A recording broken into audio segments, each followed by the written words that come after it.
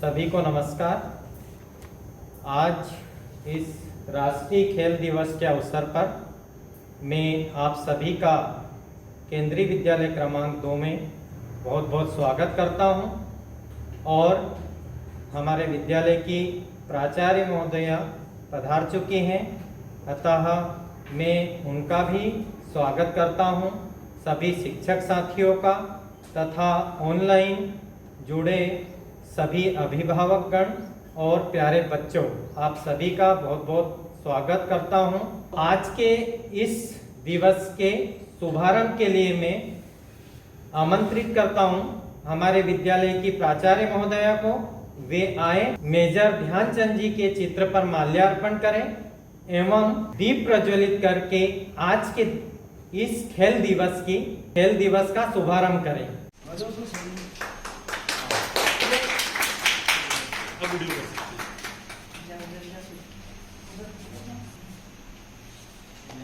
अरे खेल क्या है, जाओ ना। कोई बात नहीं, सही था।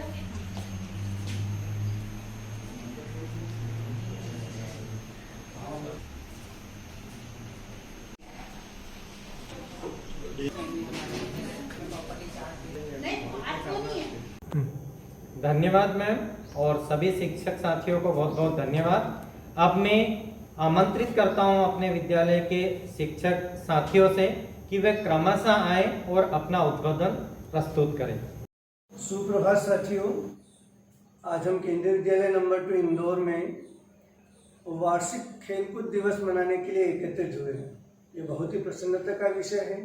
खेलकूद हमारे जीवन का एक अभिन्न अंग है। आप जानते हैं, हम खेलेंगे कूदेंगे तो स्वस्थ रहेंगे। आप देखते हैं कि हमारे देश में भी जो है हम फिट तो इंडिया फिट वाली मुहिम चल रही है और वास्तव में हमें ये कहना चाहिए कि हम फिट तो इंडिया हिट। हम ऊर्जावान रहेंगे, शक्तिवान रहेंगे, तंदुरुस्त रहेंगे। खेलकूद जो है हमारे शरीर को बहुत ज़्यादा फैटी होने से बचाता है। कई तरह की जो बीमारियां होती है हृदय से संबंधित और ब्लड प्रेशर, कोलेस्ट्रॉल का डिपॉजिट, ये सब भी जो है अब जब हम मेहनत करते हैं, ग्राउंड पर जाते हैं, तो हमें जो है एक्स्ट्रा एक्सरसाइज करने की आवश्यकता नहीं होती है। फिटनेस हम किसको कहते हैं? आप जानते हैं WHO की गाइडलाइन के अनुसार फिजिकल फिटनेस के साथ साथ में मेंटल और सोशल फिटनेस, ये सब साथ साथ होना चाहिए। कई बैलेंस होना चाहिए इन सब में, इसमें तालमेल होना चाहिए, तभी जो है हम किसी व्यक्ति को फिट कह सकते हैं। आजकल की दौड़ भाग वाली लाइफ में हम बहुत ज़्यादा व्यस्त हो गए हैं और हम जो है समय नहीं निकाल पा रहे हैं स्पोर्ट्स वाली गतिविधियों के लिए या शारीरिक गतिविधियों के लिए। हमारा खान पान भी बदल गया है। हम जो है बहुत सारा जंक फूड खा रहे हैं और आप जानते हैं कि वो जंक फूड जो है उसकी इतनी न्यूट्रिशनल वैल्यू नहीं होती है। हमारे शरीर को carbohydrate, protein, fat, vitamins, minerals, ये सब एक फिक्स अनुपात में ज़रूरत होती है, लेकिन हमारी जो आदतें हैं वो बिगड़ रही हैं और उसके बिगड़ने की वजह से जो है हम जो है शरीर की ओर उतना ध्यान नहीं दे पा रहे हैं। तो आवश्यक है कि हम जो है हरी सब्जियों वाला खाना ज़्यादा से ज़्यादा खाएं, घर का बना हुआ खाना ज़्यादा खाएं और जो है सफिशिएंट क्वांटिटी में हम जो है पानी भी पिए, जिससे जो है आप जानते हैं कि बायोलॉजिकल सिस्टम जो है डाइल्यूट होने पर या बहुत ज़्यादा पानी होने पर जो बायोलॉजिकल रिएक्शन है, केमिकल रिएक्शन जो हमारे शरीर में हो रही है, वो जो है सुचारू रूप से होती हैं और डाइजेशन भी प्रॉपर होता है और स्वस्थता का लेवल भी जो है बढ़ता है। पूरे दिन जो है हम तंदुरुस्त रहते हैं और तनाव मुक्त रहते हैं। तो हमें जो है जंक फूड के ऊपर कम ध्यान देना चाहिए और हमारी शारीरिक जो एक्सरसाइज है उसको बढ़ाना चाहिए। रेगुलर जो है हम एक्सरसाइज के लिए समय न भी निकाल पाएँ तो आवश्यक यह है कि जहाँ भी आपको पैदल चलने का मौका मिल रहा है वहाँ पर पैदल चलें, ब्रिस्क वॉकिंग करें, तेजी से वॉक करें। आप जो है साइकिलिंग कर सकते हैं, डांसिंग कर सकते हैं, जॉगिंग कर सकते हैं। कुछ ऐसी चीज़ें जो हम ग्राउंड पर जाकर के नहीं कर पा रहे हैं, ऐसी चीज़ें जो है हम जो है स्थान हमारे पास में अवेलेबल है उसमें करें और अपने आप को जो है तंदुरुस्त और फिट रखें। तो यही आज के दिन में आपको कहना चाहता हूँ, हेल्थ इज वेल्थ। जो स्वस्थ रहेंगे तो हमारे पास में जो है हमारा शरीर ही जो है संपत्ति है और इसको जो है हमें अच्छा बनाए रखना है। एक और बात मैं कहना चाहूँगा मैं आपको, early to bed and early to rise makes a man healthy wealthy and wise. Thank you so much. सभी को सुप्रभात। आज हमारे विद्यालय परिसर में राष्ट्रीय खेल दिवस के रूप में मनाया जा रहा है। इस संदर्भ में मैं अपने कुछ विचार रखना चाहता हूँ। खेल की महत्व और स्वास्थ्य से संबंधित जो चर्चा हमारे पूर्व वक्ता श्री पोरवाल सर ने कही है, मैं आगे अपनी कुछ बात रखना चाहता हूँ कि खेल से हमें क्या चीज़ मिलती है। हर व्यक्ति को एक आत्मिक खुशी खेल से मिलती है, उतना किसी से नहीं मिलती है। खेल से आपके जो फ्रेंड्स बनते हैं, मित्र बनते हैं, वो एक परमानेंट मित्र बनते हैं और वो हमेशा आपके साथ रहते हैं। तो खेलों का महत्व हमारे जीवन के साथ साथ हमारे समाज के लिए भी बहुत ज़रूरी है। हम खेलें और साथ में स्वस्थ रहें और हमारे परिवार और समाज को भी स्वस्थ रख सकते हैं। इसी परिप्रेक्ष्य में हमारे देश के जो दोनों अभी कुछ खिलाड़ियों ने जो यहाँ भाग लेकर के देश को और देश के नाम को रोशन किया है, उनने स्वर्ण पदक, कांस्य पदक और रजत पदक उपलब्ध करा करके हमारे देश की शान को बढ़ाया है। ये हमारे जीवन के लिए, हमारे समाज के लिए, हमारे देश के लिए, उन सभी खिलाड़ियों के लिए बहुत ही गर्व की बात है। खेल हम सबको हमारे जीवन का एक अभिन्न मान करके उसको हमारे जीवन में उतारना चाहिए। रेगुलर हमें पर दिन एटलीस्ट 1 घंटा खेलना बहुत ज़रूरी है, जिससे हमारे पूरे बॉडी के पार्ट, हमारे जो स्वास्थ्य से संबंधित जो भी क्वेरीज हैं वो सब दूर हो जाती हैं।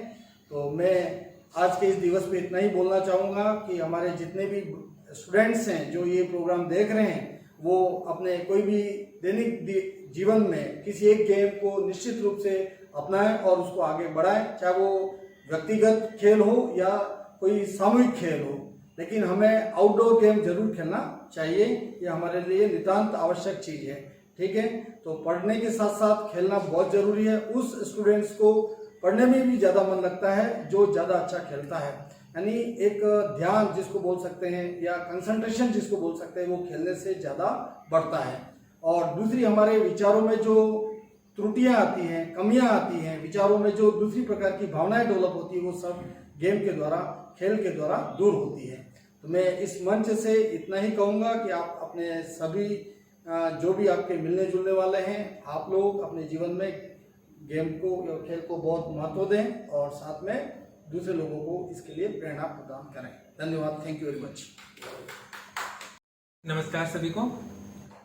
मंचासीन महोदय, सामने बैठे हुए समस्त शिक्षक बंधु, सुनने वाले समस्त अभिभावकगण एवं प्यारे बच्चों, आज हम यहाँ पर एकत्रित हुए हैं भारत के उस महान शख्सियत को याद करते हुए खेल दिवस को मनाने के लिए। आप सभी ने सुना ही है, जानते ही हैं, नाम है मेजर ध्यानचंद। मैं 2 बातें करूंगा। एक है आज का खेल दिवस क्यों मनाया जाता है, ऐसी क्या बात है कि खेल दिवस मनाया जाने लगा किसी एक व्यक्ति के कारण से। और दूसरी बात मैं करूंगा खेल के बारे में, क्योंकि खेल दिवस है तो क्या करना क्या नहीं करना। सबसे पहले पहली बात, ध्यानचंद, आदरणीय ध्यानचंद, ये एक वो शख्सियत है, वो व्यक्तित्व है जिन्होंने खेल को बहुत ऊंचाइयों तक फैलाया, पहुंचा दिया। ये हॉकी के खिलाड़ी थे और मैं मानता हूं कि ये ही एक वो व्यक्ति हैं जिनके कारण से आज भारत का राष्ट्रीय खेल हॉकी कहलाता है। आज के दिन भारत में जिस तरीके से क्रिकेट की वैल्यू है, जिस समय पर ध्यानचंद खेला करते थे, गलियों गलियों में लाठियां लेकर के बॉल को लुढ़काते हुए दौड़ते हुए बच्चे देखे जा सकते थे। हॉकी भारत के हर एक गली में उस तरह से खेली जाती थी उस समय पर, जिस तरीके से शरीर की एक एक नस में, एक एक धमनी में खून बह रहा हो। ध्यानचंद के जीवन में भी हॉकी ऐसी थी कि हॉकी उनकी ओढ़न थी, हॉकी बिछावन थी, हॉकी धड़कन थी, हॉकी जीवन थी। ध्यानचंद, जिनका जन्म झांसी के निकट एक गांव में हुआ, बाद में आकर झांसी में वो रहने लगे। बचपन से बहुत शर्मीले किस्म के थे और इसके कारण से वो ज्यादा लोगों से घुलते मिलते नहीं थे, बातचीत नहीं करते थे, पढ़ने में ज्यादा रुचि नहीं थी। कक्षा 6वीं के बाद मैं उन्हें पढ़ना भी छोड़ दिया। बाद में फिर उस समय पे अंग्रेजों का शासन था और उसी समय पे उन्होंने आर्मी ज्वाइन की, भारतीय सेना में आए, पर उनको शौक था हॉकी का। हॉकी खेलने के लिए उनकी रुचि ऐसी थी कि वो, उनके पास में गरीबी के कारण से कोई हॉकी स्टिक खरीदने के लिए कोई पैसे नहीं थे और वो पेड़ के टहनियों को तोड़ के, कहीं डाली को तोड़ करके, जहां से कुछ झुकाव हो, हॉकी की जैसी लगती हो देखने में, उसको लेकर के उस टहनी से खेला करते थे। दिन में खेलने का समय नहीं मिलता था, रात में खेला करते थे। जिस समय पर दूसरे सैनिक रात को भोजन करके आराम कर रहे होते थे, गपशप कर रहे होते थे, कुछ अन्य नशा कर रहे होते थे, उस समय पर भी ध्यानचंद वहां से जाकर के रोज रात में अपनी हॉकी की प्रैक्टिस करते। अकेले मैदान में अकेला व्यक्ति खेल रहा है, हॉकी खेल रहा है, जो ग्रुप में खेला जाता है, वो था उनका समर्पण। और शायद यही समर्पण उनका ये इस तरीके से था कि उनकी इतनी ज्यादा मेहनत करने के कारण से उनको हॉकी का जादूगर बना दिया। असल में बेटा जादू नहीं था, ये उनकी कला थी जो कोशिशों के कारण से रंग लाई थी। ये सीख सिखाती है कि अगर समर्पित होकर के काम करें तो समर्पण का फल ऐसा होता है कि जादू सीख जाते हैं, मिरेकल्स होने लगते हैं, मिरेकल्स करने लगते हैं। और इसकी घटना आपको आगे सुनी भी होगी आपने कि एक बार जाकर के ओलंपिक के पहले ही उनकी खेलने की स्टाइल को देख करके ऐसा लगता था कि उनकी हॉकी में गेंद चिपक चुकी है, किसी से दूसरे प्लेयर को वो छुड़ा नहीं पाते थे। तो लगा कि पक्का इसमें कुछ ना कुछ है, कोई चुंबक है, कोई कुछ है। हॉकी तोड़ के देखी गई ओलंपिक के पहले, लेकिन उनके हाथ में जो आया वो हॉकी बन गया। और वो लाठी से खेलने वाले, आपको जानकर के आश्चर्य होगा कि एक बार एक यूरोप में एक महिला में उन्होंने बोला कि आप तो बहुत जादूगर हैं, आप अच्छा हॉकी खेलते हैं, आप इस छाते से भी हॉकी खेल सकते हैं क्या?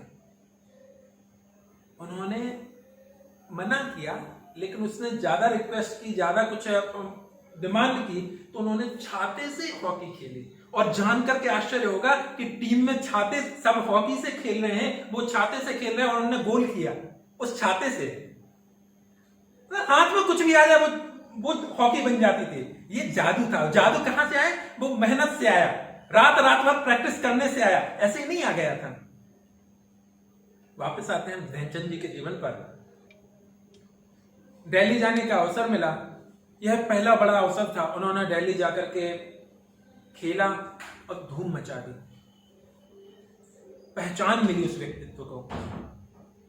लौट करके आए, कुछ समय बाद में एक और अवसर आया, उनको बोला गया कि अब आपको न्यूजीलैंड जाना है और न्यूजीलैंड जाकर के खेलेंगे। ये पहला अवसर था जब वो किसी विदेशी धरती पर हॉकी खेलने जाने वाले थे।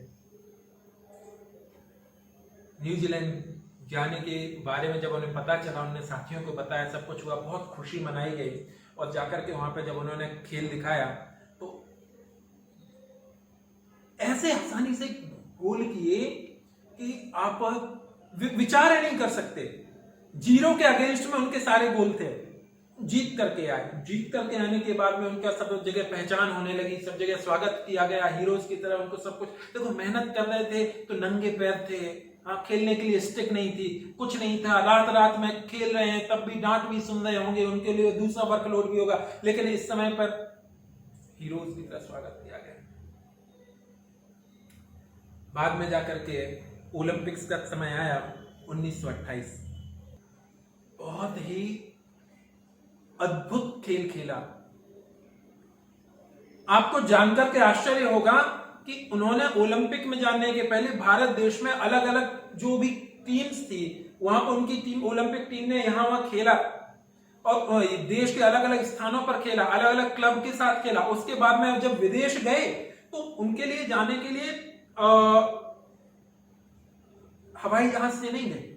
उस समय पे ऐसी स्थिति थी, जहाज से, सामान्य जो जहाज जाते हैं, जहाजों से पहुंचे, 20 दिन में यात्रा करके पहुंचे बड़ी मुश्किल से, और रास्ते में जहां जहां पर उनका जहाज रुका, उस जहाज वहां पर उन्होंने खेल खेला, वहां की टीम्स के साथ खेला।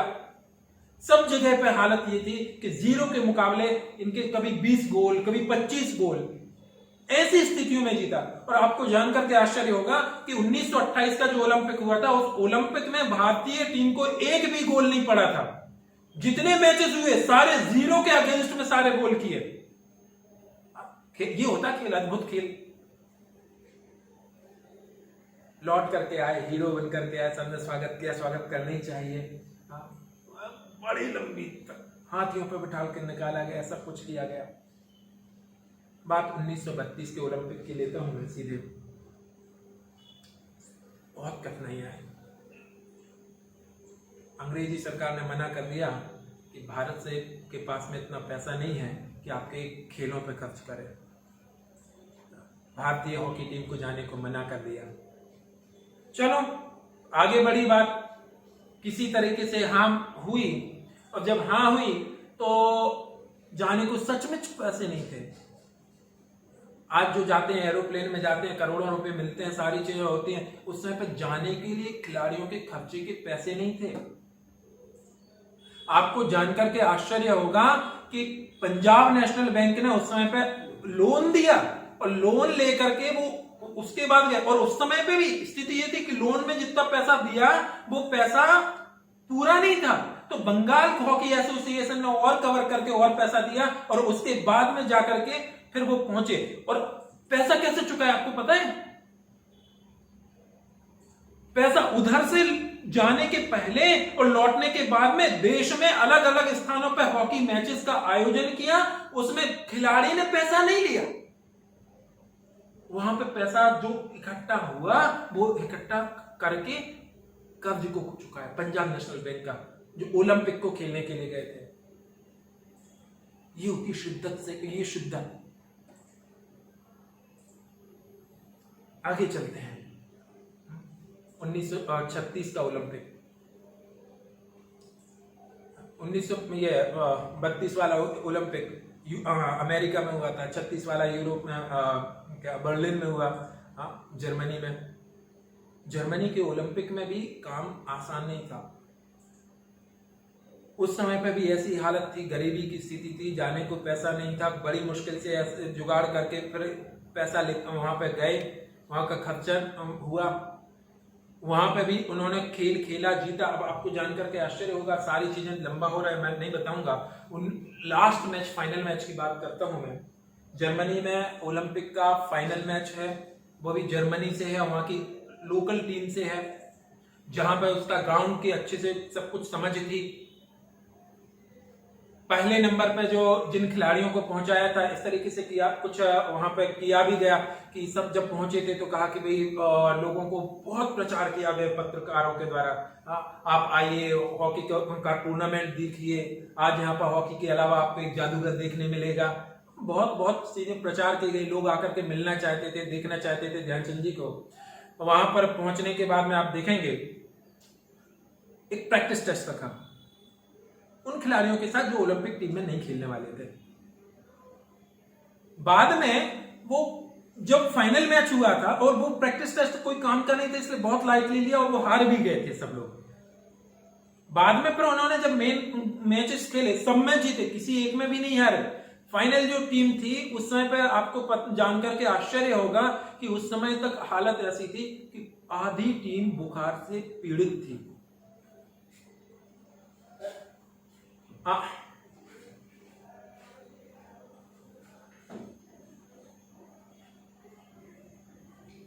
बुखार से पीड़ित टीम के लिए खेलना आसान नहीं था।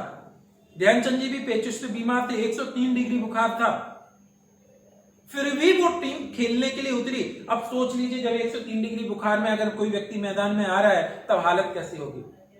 मैदान में खेलने गए, खेला और इतना अच्छा खेल दिखाया कि फर्स्ट हाफ तक 1 गोल से आगे थे। शायद स्कोर था जर्मनी का 1 गोल और इंडिया की तरफ से 2 गोल। उनके छोटे भाई रूप सिंह जी भी उस समय पे खेल रहे थे, उनकी बदौलत ये सब हुआ। लेकिन 1 गोल से आगे होना बहुत महत्व की बात नहीं होती है। हाफ टाइम के बाद में फिर से गेम शुरू हुआ, गोल की बढ़त बनी, फिर उसके बाद में गोल तो बहुत आसानी से होने लगे। देख करके जर्मन टीम को गुस्सा आया और वहां के एक खिलाड़ी ने ध्यानचंद जी को हॉकी स्टिक दे मारी और उनके मुंह पे उनका दांत टूट गया। सामने वाले विरोधी ऐसे भी होते हैं कि जब आप अच्छा कर रहे हो तो ये नहीं कि इन प्रकार जो भी कुछ करके कर वो कर लिया जाए। पर ध्यानचंद जी बीमार हैं, बुखार में हैं, मुंह में चोट लग गई, दांत टूट गया, इतना तेज मारा, उन्हें जाकर के दवाई लगाई, फिर से ग्राउंड में फिर से मेहनत करने के लिए आगे। और उनके खिलाड़ियों जब टीम के दूसरे साथियों ने कहा कि हम भी इसका बदला लेंगे, ईंट का जवाब पत्थर से देंगे, मना किया, नहीं नहीं नहीं नहीं, उनमें हमें अंतर क्या रह जाएगा। ये होती है खेल भावना। खेल में प्रतिस्पर्धा में कमी नहीं होना चाहिए, लेकिन खेल को युद्ध भी नहीं समझना चाहिए। यह है खेल भावना, ठीक है। और उसके बाद में उनने और रूप सिंह जी ने अपने जूते खोले और नंगे पैरी मैदान पर आ गए और फिर जो खेल दिखाया, उस खेल को देख करके जर्मनी टीम की ऐसी बेइज्जती की कि उसके बाद पूरे जो स्टेडियम में लोग बैठे थे वो देख करके हंसने लगे। वो जाते स्टिक से बॉल लेकर के जाते उनके गोलकीपर के बिल्कुल सामने तक, गोल करने वाले हैं। अब किसी को नहीं लग रहा कोई वो अकेले गोलकीपर खड़ा है और वो ध्यानचंद जी है, उनकी स्टिक के साथ में बॉल है, कोई आसपास नहीं है, वो लौटा करके ले आए, जाओ गोल नहीं करना तुम्हारा। फिर यूं हुआ, फिर से आए, फिर यूं नहीं करना गोल, मजाक बना दिया उनका। लगभग 6-7 बार उन्होंने ऐसा किया कि वो गोल तक बॉल को लेके गए, गोल को यहां से बॉल को वापस लेके आए। हिम्मत हो तो अब हमारा गोल करके दिखा देना और जो हिम्मत हो तो तुम जीत लेना, मजाक बना दिया। ये असल में उनका कौशल था कि उन्होंने सामने वाले से बदला भी ले लिया और उस स्तर तक भी नहीं गिरे कि जिस स्तर पर सामने वाले ने हमला किया था। तो ऐसी खेल भावना से साथ में उन्होंने खेल खेला, आगे जाकर के आगे, और उन्होंने कुछ समय बाद में फिर संन्यास ले लिया, दूसरे लोगों को मदद की। भारत आजाद हुआ, आजाद भारत में उन्होंने हॉकी को बढ़ाने का काफी प्रयास किया, सब कुछ किया, लेकिन कुछ राजनीतिक स्थितियों के कारण से या अन्य दूसरे कारणों से वो बहुत ज्यादा आगे नहीं बढ़ पाई, स्थितियां कमजोर होने लगी। आगे चल करके हमारे देश की ये बदकिस्मती ही है या हमारे लोगों की बदकिस्मती है कि ध्यानचंद जी का वृद्धावस्था का जीवन बहुत ज्यादा दरिद्रता में गुजरा, बहुत ज्यादा कमजोरियों के साथ में। वो बीमार हो गए तो उनको इलाज करने का पैसा भी नहीं था, कैंसर के रोग से पीड़ित हो गए, वहीं झांसी में और इलाज चला, बाद में एम्स में आए, एम्स में भी साधारण से वार्ड में उनको डाल रखा था। पत्रकारों के द्वारा कुछ बोलने के बाद में फिर उनको थोड़ा सा शिफ्ट किया, वगैरह वगैरह बहुत कुछ आया। हमने उनको कुछ नहीं दिया, पर वो मेजर ध्यानचंद भारत को जो कुछ दे करके गए वो साधारण बात नहीं है। ऐसा व्यक्तित्व अगर भारत देश के खेलों की पहचान बन जाए तो पहचान बनना ये लाजमी है, बनना चाहिए इसको। ये हमारे लिए प्रेरणा के स्रोत हैं। भारत देश को आगे बढ़ाने के लिए, भारत देश में खेलों के संबंध में इतनी रुचि बढ़ाने के लिए उनके लिए मेरी ओर से बार बार शत शत प्रणाम है और उनके लिए नमस्कार है। मैं दूसरी बात पर अब आता हूं, लंबा खिंच रहा है, बस 2 मिनट और लूंगा। अब खेलों के महत्व की बात है, खेल की बात है। असल में खेल शब्द क्या है? खेल, क्रीड़ा, लीला, ये शब्द वास्तव में सिर्फ इस अर्थ में प्रयोग किए जाते रहे कि महत्वहीन है। आपको मुख्य काम से थोड़ा सा हट करके कुछ करना है, थोड़ा सा मन को प्रसन्नता देनी है, मनोरंजन करना है, तो खेल लो। बहुत सारे लोकल अपने खेल चलते रहे, बचपन में बच्चे खेलते रहते हैं। क्या खेलते हैं? अलग अलग टाइप के, वो क्या बोलते हैं, पिट्ठू खेलते हैं। वो उस समय पे छूने के, एक दूसरे को छूना, टच करना, वो अलग अलग नाम है, क्या क्या नाम दिए जाते हैं, कंचे और वो सारी चीजें खेलते रहे। पर इनका कोई क्यों? क्योंकि पेरेंट्स हमेशा मना करते रहे, क्यों? महत्वहीन है। खेल वास्तव में अब खेल को खेल खेल में लेने की बात नहीं है। अब खेल कुछ अलग चीज है। इनका महत्व आप सभी अब जानते ही हैं। खेल को इस भावना के साथ तो खेलना है कि हमारे देश में या हमारे साथी या हमारे अपोजिट टीम को हम घायल ना करें, उनके साथ में कोई अन्याय ना करें। लेकिन अब वहां पर सिर्फ खेल की भावना नहीं है, खेल की भावना में प्रतियोगिता और स्पर्धा की भावना भी है। अब ये खेल देश को पहचान दिलाने लगे हैं। खेलों का महत्व अब सिर्फ पहचान दिलाने के लिए भी नहीं है।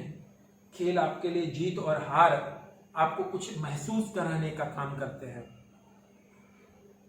आपको जोड़ने का काम करते हैं, अपने साथियों के साथ परिवार जैसा संबंध बनाने के लिए एक हृदय से हृदय तक के जोड़ की बात करते हैं।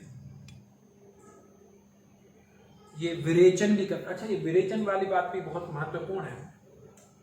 मैंने अपने गुरुजी से सुना था, डॉक्टर हुकमचंद जी भारीले से। विरेचन का मतलब होता है कभी कोई बात को डाइवर्ट कर देना। 2 लोगों में झगड़ा हो रहा है, लड़ाई करने वाले हैं, दुश्मनी बनती जा रही है, धीरे धीरे बढ़कर के बैर जाकर के कहीं ना कहीं नुकसान में तब्दील होगा, लड़ाई करा देगा। ये कभी छुप के हमला करेगा, कभी कुछ करेगा। खेल खिला दो दोनों को, दोनों के बीच में खेल खेलेंगे, एक जीतेगा एक हारेगा। जीतने वाला संतुष्ट हो जाएगा, हारने वाला प्रयास करेगा। उस समय पर वो सब खेल खेल में सब कुछ करने की कोशिश करेगा। ये विरेचन है, लड़ाइयों से बचा देगा। 2 देशों के बीच में झगड़ा है, खेल की प्रतियोगिताएं करवा दो, झगड़ा कम हो जाएगा। ये हिस्ट्री में ये सारे प्रूव हो चुकी है।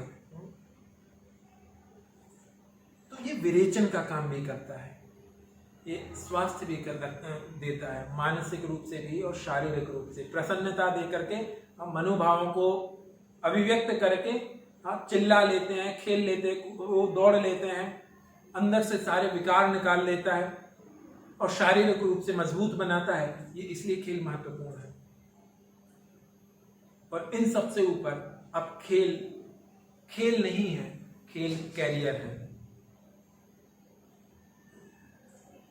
जिसको रुचि है खेल की तरफ बढ़ने की, खेल की तरफ बढ़िए, प्रयास कीजिए और अच्छी मेहनत कीजिए। और खेल दिवस पर श्री ध्यानचंद जी का ध्यान कीजिए और उनके ध्यान के साथ अपना ध्येय स्थापित कीजिए और वैसी मेहनत कीजिए तो आप जरूर उस कैरियर को बना पाएंगे। तो उस कैरियर को बनाने के लिए आगे बढ़ें। अब बहुत सारे रास्ते हैं। खेल को स्पर्धा के तौर पर देखिए, अब टेक्नोलॉजी भी उसमें आ चुकी है। अब बहुत सारी माध्यम भी हैं जिनसे आप सीख सकते हैं।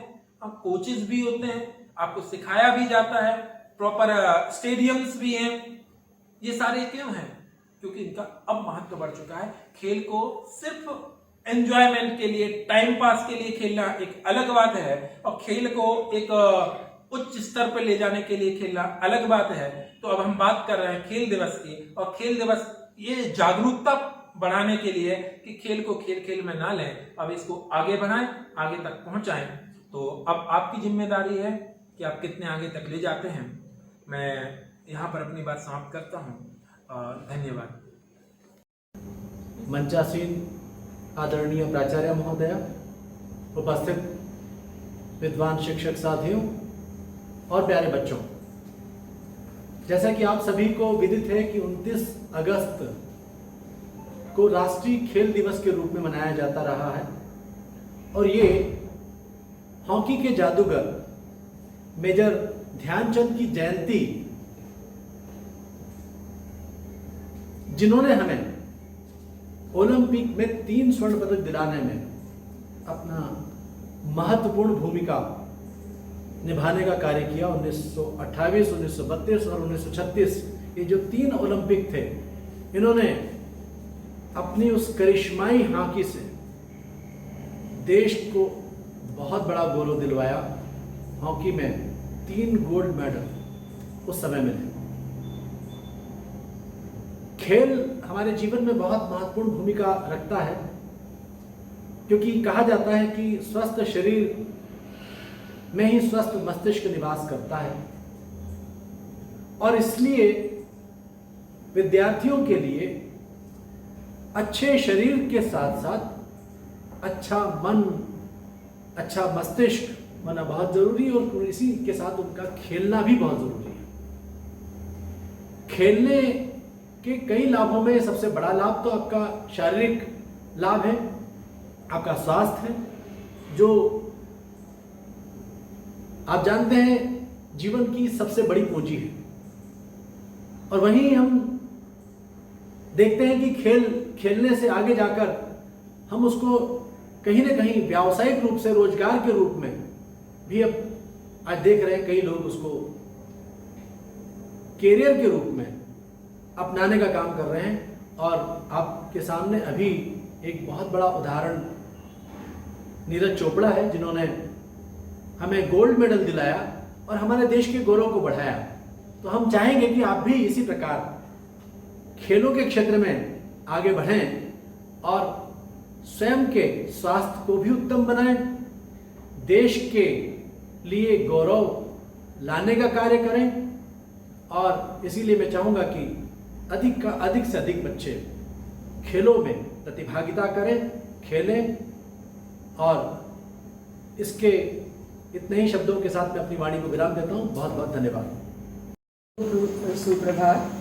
और मैं यहाँ उपस्थित मंच को भी अपना अभिवादन प्रस्तुत करती हूँ। राष्ट्रीय खेल दिवस के ही इस उपलक्ष्य में आप सबको मैं ये भी बताना चाहती हूँ कि अभी हम आज़ादी का अमृत महोत्सव भी मना रहे हैं और उसी के अंतर्गत पिछले विगत 2 वर्ष से हम जो ये है अपना क्रीड़ा के ऊपर, अपनी फिटनेस के ऊपर भी ध्यान दे रहे हैं। और उसकी एक मंत्रालय से ही एक टैगलाइन भी जारी की गई है, फिटनेस का डोज आधा घंटा रोज। तो मैं आज आप सभी के समक्ष फिटनेस के ऊपर अपने कुछ विचार रखना चाहूँगी। फिटनेस क्या होता है या तंदुरुस्ती क्या होती है? मेरे हिसाब से फिटनेस वो है जहाँ I am working on my self, for my self, bye my self. यानी जब मैं अपने ही खुद के लिए कुछ काम कर रही हूँ, उस काम में आ जाता है मैं अपने खेल से या व्यायाम से जोड़ के यहाँ पर बताना चाहूँगी कि जब अपने शरीर के लिए ही मैं कुछ कर रही हूँ या कुछ वर्कआउट कर रही हूँ और अपने लिए ही कर रही हूँ, अपने द्वारा ही कर रही हूँ, तो वहाँ मैं उसे फिटनेस का नाम दूंगी कि वो तंदुरुस्ती और फिटनेस में आया जाता है। जब मैं अपने एज ग्रुप की बात करूँ तो हमारे समय पे जब हम छोटे थे तो हमें खेलने के लिए बचपन में हम काफ़ी खेला करते थे। और बच्चे तो बचपन में एजाइल होते ही हैं, फुल ऑफ एनर्जी होते हैं। और उस वक्त हमारे पास खेलने के बहुत साधन थे, खेलने का हमारे पास जगह थी, साधन थे। लेकिन जैसे जैसे फिर हम उम्र के दौर में बढ़ते जाते हैं, पहले जवानी आती है, यंग एज के बाद प्रौढ़ावस्था आती है, तब आपको महसूस होता है कि कहीं ना कहीं हम तंदुरुस्ती में घटते जा रहे हैं। तब हमें एहसास होता है कि इस तंदुरुस्ती को हमें दोबारा पाना है। साथ ही मैं ये भी कहना चाहूँगी कि आज की पीढ़ी के जो बच्चे हैं वो इस मामलों में कहीं पिछड़ रहे हैं, क्योंकि जो हमारी पीढ़ी में हम जब बचपन में खेला करते थे वो वातावरण आज की पीढ़ी के बच्चों को नहीं मिल रहा है, क्योंकि उसका कारण कुछ भी हो सकता है, बढ़ती हुई टेक्नोलॉजी का यूज़ भी हो, या फिर उनको जो खेलने की जगह नहीं मिल पा रही हो, और शायद कहीं न कहीं उसमें उनकी सुरक्षा भी जुड़ी हुई है कि आज हम बच्चों को उतना फ्रीली बाहर घूमने या खेलने के लिए ही नहीं जाने देते हैं। तो यहाँ पर फिटनेस यही है कि हम फिटनेस से हमारा रिश्ता ऐसा है कि हम अगर फिटनेस को अपनाते हैं तो हम उसमें धोखा नहीं दे सकते हैं, और इससे यही है कि उससे हमारी बॉडी को ही एक तंदुरुस्ती मिलेगी, हमारा शरीर अच्छे से काम करेगा। जहाँ हम लेथार्जिक होने लगते हैं और स्ट्रेसफुल होते हैं तो कहीं ना कहीं हमारा दिमाग भी उसमें उलझ जाता है। तो फिटनेस, अगर हम फिट रहेंगे तो हम हर तरीके से, हमारा जो देखने का नज़रिया है, जो हमारा काम करने का मूड है, वाकई उसमें भी इजाफा होगा।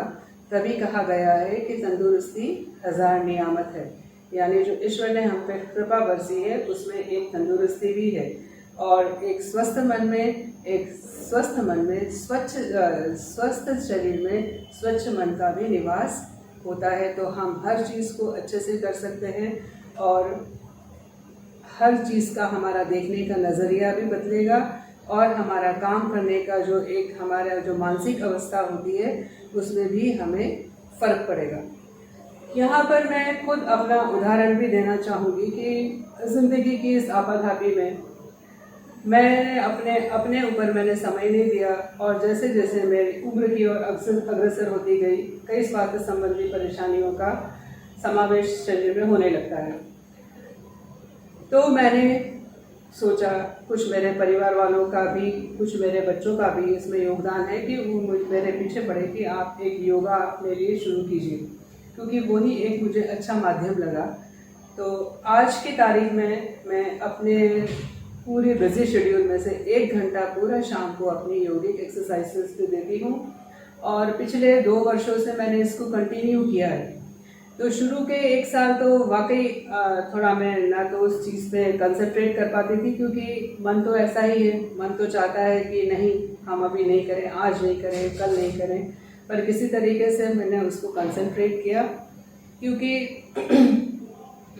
जब आप मानसिक रूप से खुद को तैयार करेंगे और जब आप अपना 100% उस चीज़ में डालेंगे, तभी आपको वो चीज़, चाहे वो आपकी कोई खेल कूद हो या खेल कूद स्पर्धा हो, या आप किसी खेल को अपना करियर बनाना चाह रहे हैं, या फिर हम यहाँ पर फिटनेस के रूप में की जाने वाली एक्सरसाइज की बात करें, तो जब तक आप अपना 100% उसमें नहीं देते या मानसिक रूप से उसके लिए तैयार नहीं होते पूरी तरीके से कि नहीं मुझे करना है, तब तक उस चीज़ का हमें फ़ायदा नहीं मिलता। और उस चीज़ को मैंने देखा है, खुद अनुभव किया है, क्योंकि पहला साल मुझे थोड़ा सा अपने आप को तैयार करने में लगा, लेकिन जब दूसरा साल मेरा अभी चल रहा है तो मैंने अपने अंदर काफ़ी बदलाव चाहे।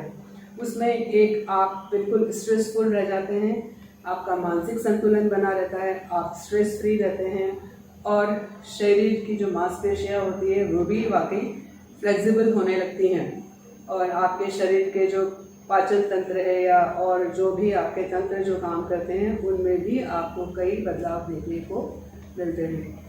तो यहीं पर मैं अपनी बात को विराम देना चाहूँगी कि किसी डेडलाइन को आप अपने जीवन का एक मंत्र बना लीजिए कि फिटनेस का डोज आधा घंटा रोज। इसी के साथ मैं अपने शब्दों को विराम देती हूँ। धन्यवाद।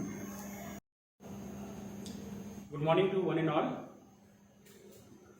Honorable Chairman Sir, Shri Jagrit Singh Rawat, PPMG, IG, STC BSF Indore. Respected Principal Madam Neelam Malvi ji, dedicated and hard-working teaching staff, respected parents and dear children. A very happy Sports Day to all of you. Today is the birthday of hockey wizard Padma Shri, माफ कीजिएगा, Padma Bhushan Dutta Dhyanchand Singh, who was remembered as the father of the hockey into the modern era of our country. He was responsible for 3 Olympic gold medals consecutively in the year 1928, 1932 and 1936. He loved our nation most, as once German dictator Hitler asked him to play for Germany and offered him rank as colonel instead of a simple sepoy in Indian army, but he politely refused. He never wanted anything from country, but used to say, मेरे देश की जिम्मेदारी नहीं है कि मुझे आगे बढ़ाए, बल्कि मेरी जिम्मेदारी है कि मैं अपने देश को आगे बढ़ाऊं। और इसी जिम्मेदारी के चलते मूलभूत सुविधाओं का अभाव होने के बावजूद उन्होंने भारत के मान सम्मान को बहुत ऊंचाइयों तक पहुंचाया। एक छोटा सा किस्सा सुनाता हूं उनका। अपनी आर्मी की जो सेवाएं होती हैं उसमें और ट्रेनिंग के दौरान उनको प्रैक्टिस करने का बहुत समय नहीं मिलता था, तो ये प्रचलित है और ये कहा गया है उनके बारे में कि वो रात में, जब चांदनी रात होती थी, हॉकी और बॉल लेकर अपने निकल पड़ते थे और चांदनी रात में वो प्रैक्टिस करते थे। तो उस समय जो उनके साथी लोग थे, तो उनका जो मूल नाम था वो ध्यान सिंह था, उसमें उन्होंने चांद जोड़ दिया तो वो ध्यानचंद सिंह बन गए।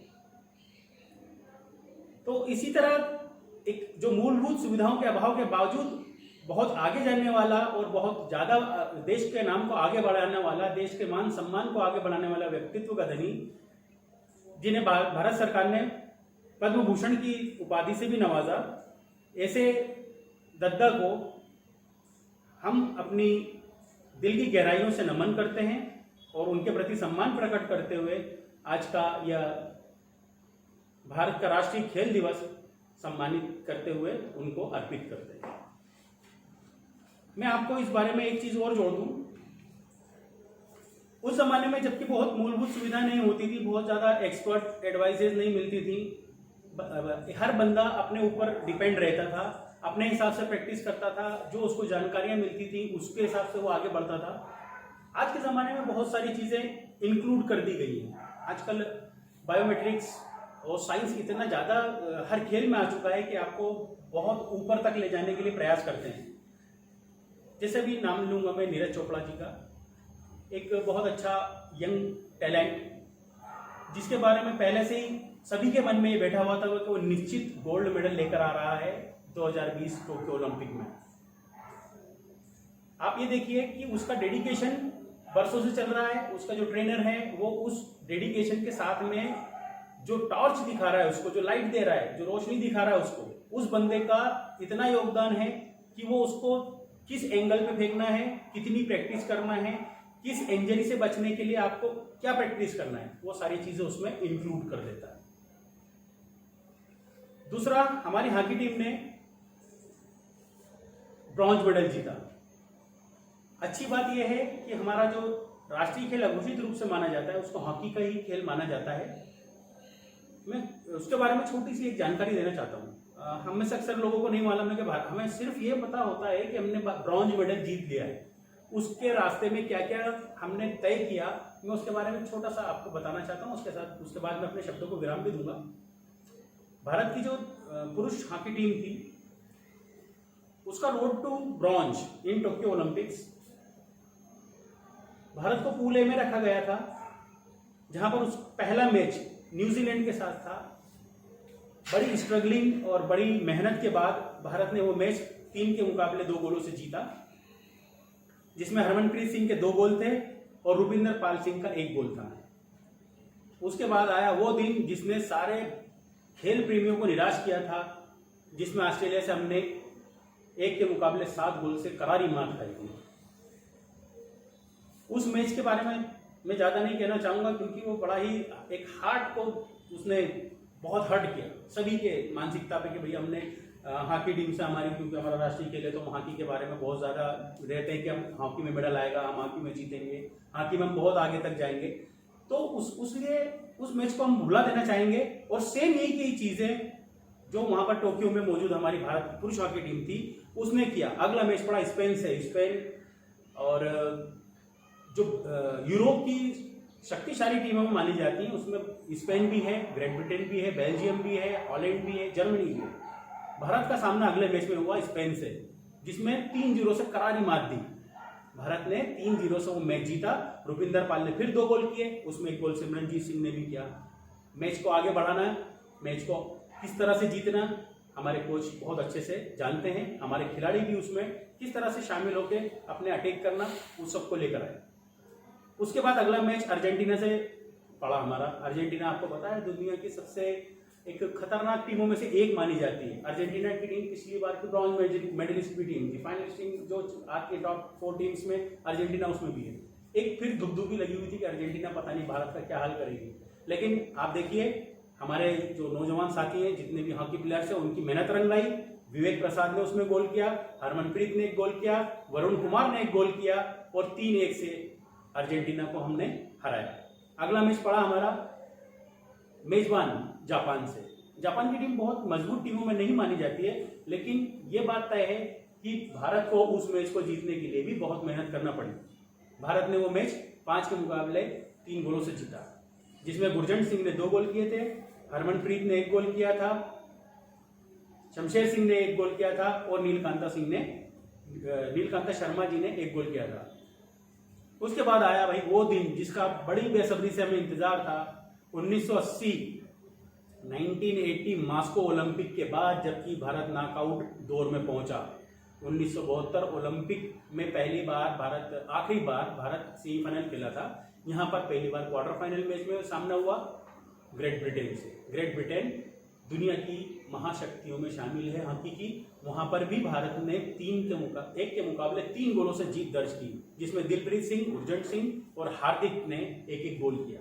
उस मैच में हमारे जो गोलकीपर है आर श्रीजेश, उसको तो वॉल कहा जाने लगा है। जिस तरह से क्रिकेट में राहुल द्रविड़ को हम द वॉल बोलते हैं क्रिकेट का, उसी तरह भारत की अगर हॉकी की जब भी बात होगी तो द वॉल के रूप में विख्यात हो चुके हैं हमारे goalkeeper are Sreejesh.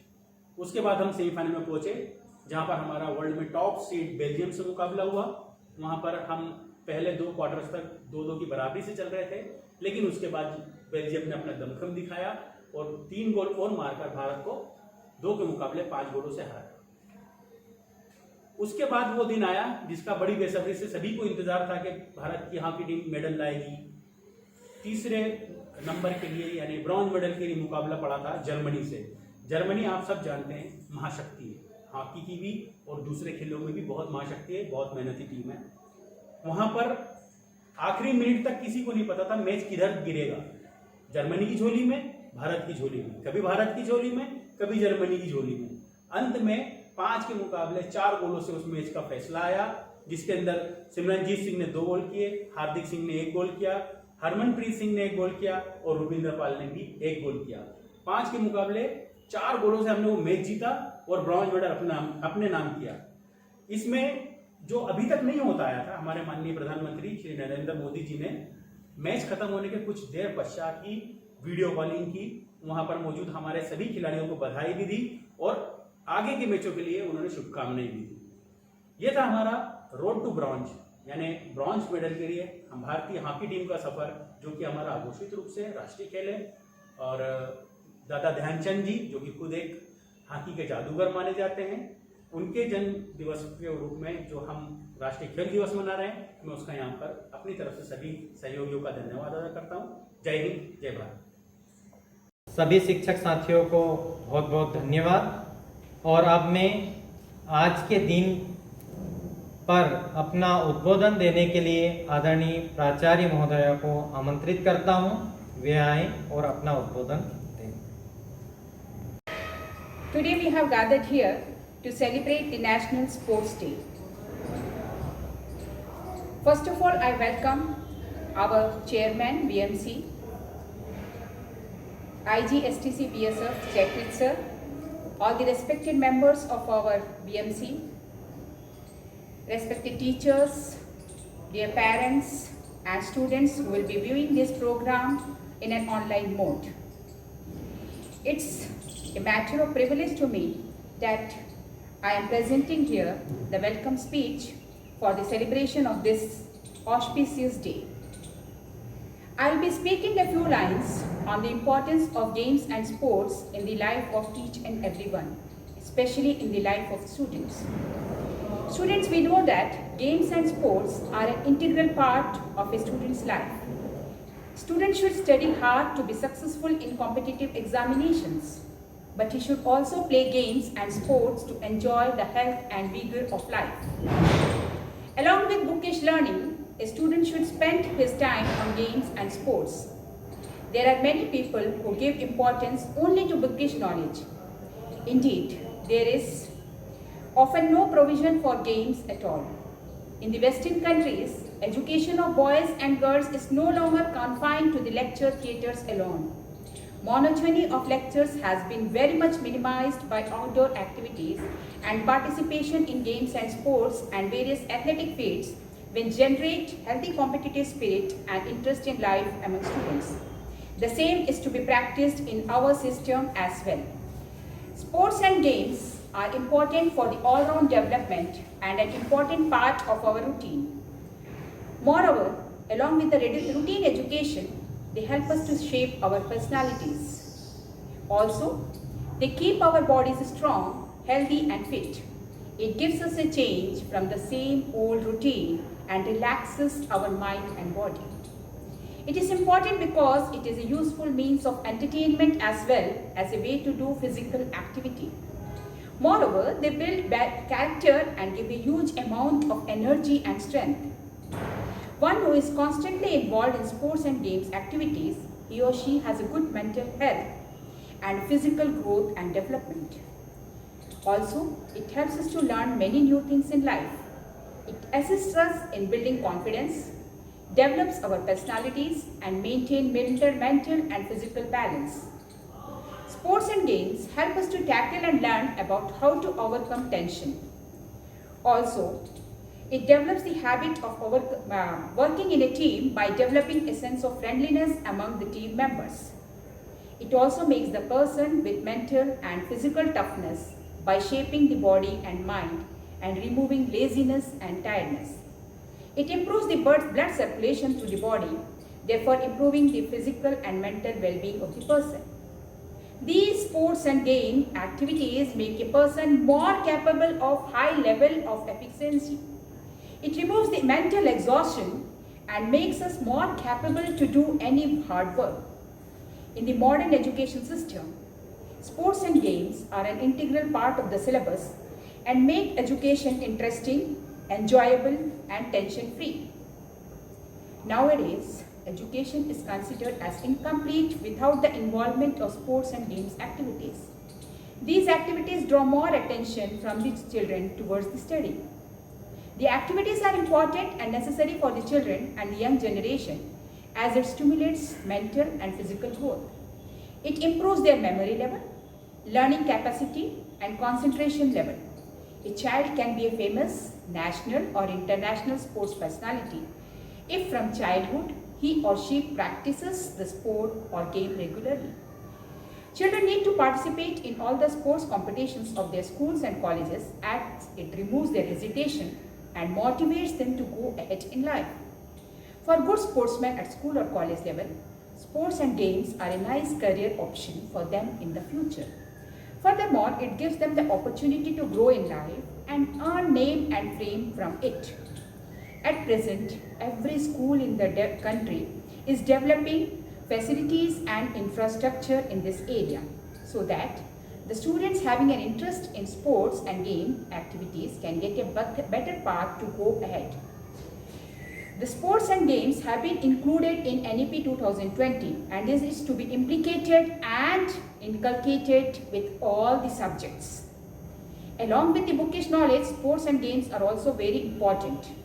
Sports and games like cricket, football, tennis, badminton have many benefits for the mind and body. In the short run, they might not appear fruitful, but in the long run, they are very beneficial. They gradually build up a healthy body and make the mind more energetic. Regular participation in outdoor activities and games makes the body fit and relieve the body from stress. To sum it up, the participation of children of schools and colleges is unsatisfactory in the present age in the present era in our country.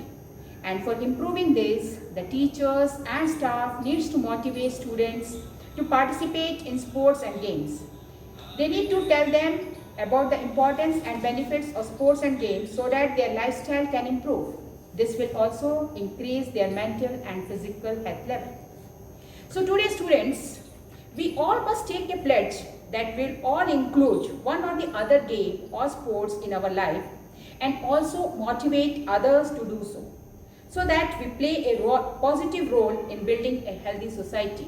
With this hope, I conclude my speech that we all will be playing our own role in a positive way in building up a healthy society. Thank you once again, and I wish you all a happy National Sports Day and the participation of each one of us in a positive way. Thank you.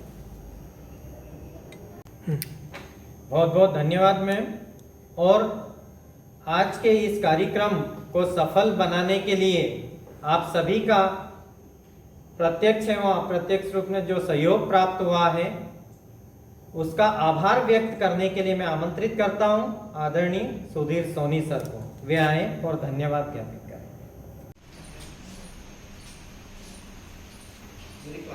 Respected Principal Ma'am and all the respected colleagues, I am here for a formal vote of thanks on National Sports Day. I thanks to our respected Chairman Sir, VMC, केंद्रीय विद्यालय क्रमांक 2 इंदौर, और हमारी आदरणीय प्राचार्य महोदय का बहुत बहुत धन्यवाद, आभार। इस खेल दिवस, राष्ट्रीय खेल दिवस के अवसर पर मैं समस्त शिक्षक साथियों का भी आभार प्रदर्शित करता हूं। साथ में सभी अभिभावक एवं समस्त प्यारे बच्चों का आभार प्रदर्शित करता हूं कि उन्होंने इस राष्ट्रीय खेल दिवस पर विभिन्न गतिविधियों में अपना पूरा योगदान दिया। एक बार सभी को का बहुत बहुत आभार, धन्यवाद।